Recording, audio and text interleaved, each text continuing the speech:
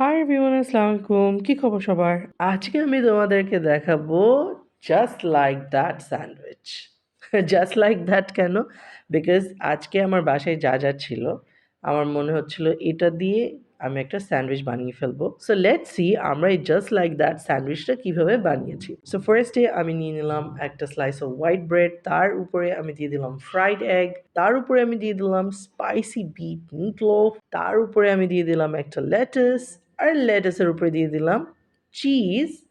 আমি একটা slice of cheese নিয়েছিলাম, সেটাকে একটু ছেড়ে ছেড়ে এই লেটাসের উপরে দিয়ে দিলাম।